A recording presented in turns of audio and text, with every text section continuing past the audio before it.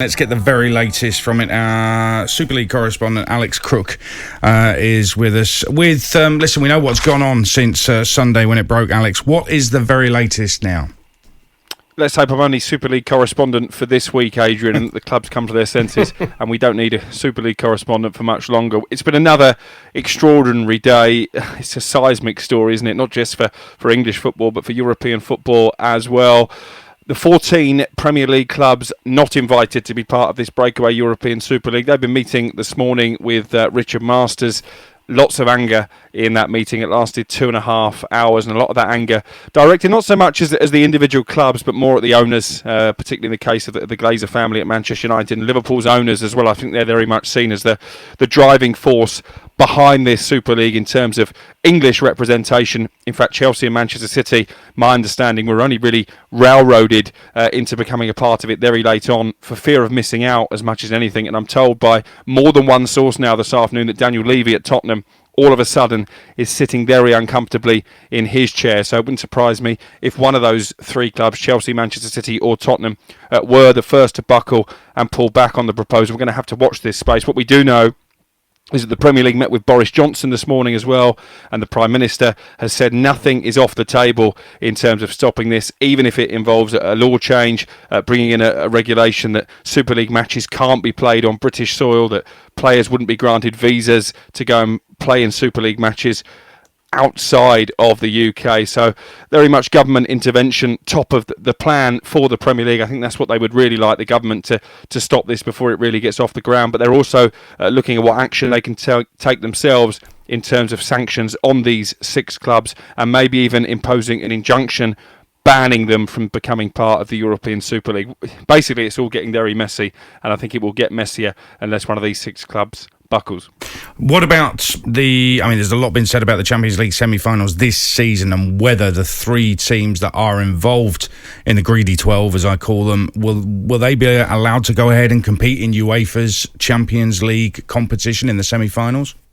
This is a really interesting topic, and there is an extraordinary meeting due to take place on Friday lunchtime, at which this topic will be discussed. UEFA themselves have been holding their conference meeting today in Switzerland. They released a statement saying that all 55 member associations unanimously approved a declaration strongly condemning the so-called Super League.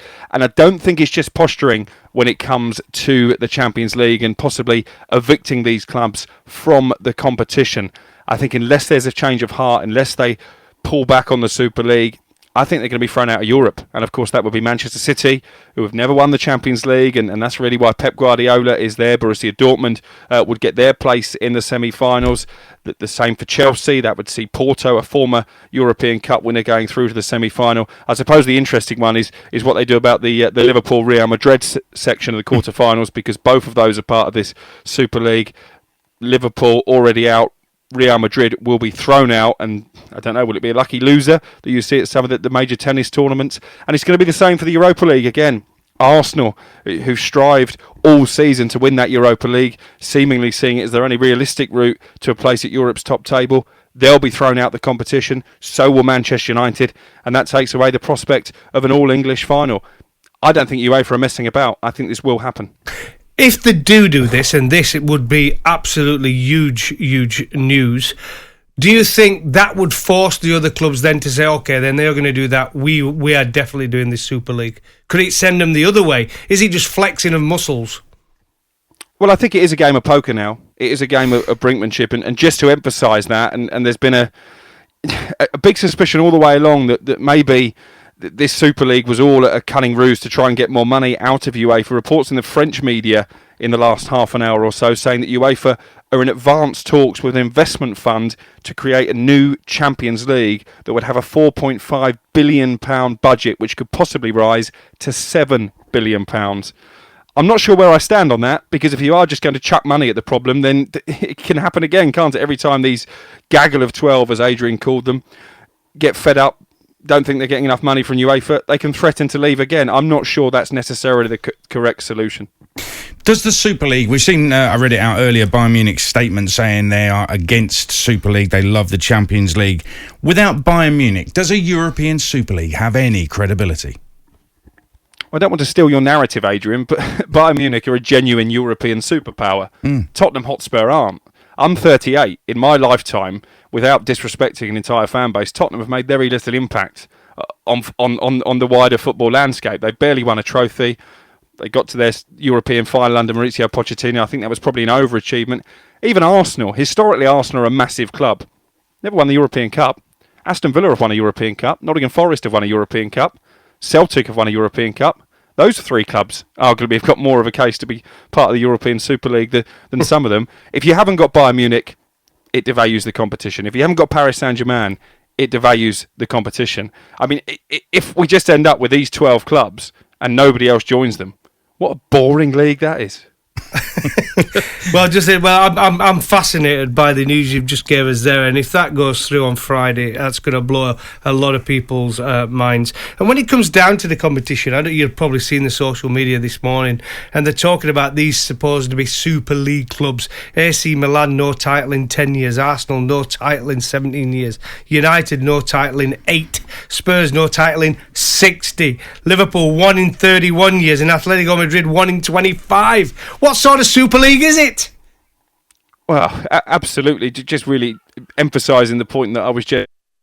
But more than that, I do feel sorry for Jurgen Klopp to some degree. I think he said as much as he possibly could last night. I think his post-match exchange with Gary Neville was a bit too spiky, and I probably agree with Jamie Carragher, having dealt with Jurgen Klopp, that he's quite often like that after his team have dropped points. But I think, bearing in mind he's employed by Liverpool Football Club, he said as much as he could. I was disappointed with Manchester City earlier because Pep Guardiola was openly speaking about the Super League and openly voicing his disapproval, and then the written journalists were banned from asking questions, so already we're starting to see censorship.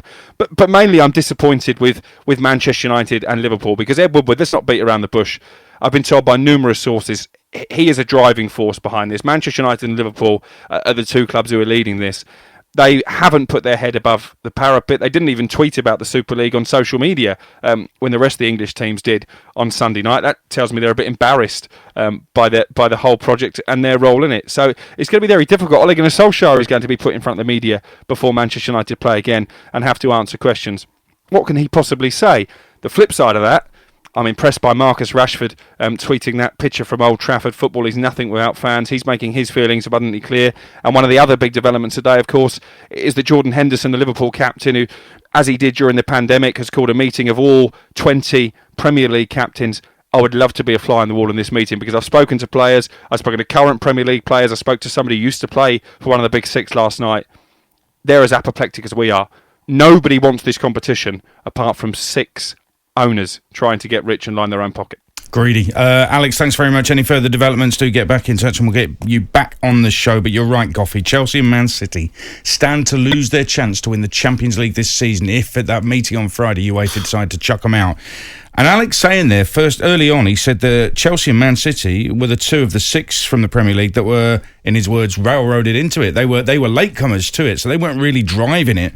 They were thinking, oh, we don't want to miss out. Then jumped on. Well, and now could they just as easily jump off? Well, there's still as much to blame. Yeah, but with this threat, do you still think, as much to blame. I'm not saying they're not, but with this threat, threat, do you think they might just think, hang on a minute, what are we doing? Let's get off this yeah, with the Champions rubbish. League semi-finals just around the corner.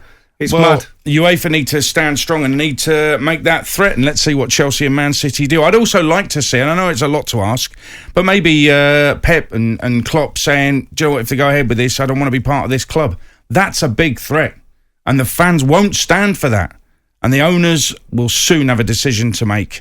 That's the kind of brinkmanship we need just to save this situation. This is TalkSport.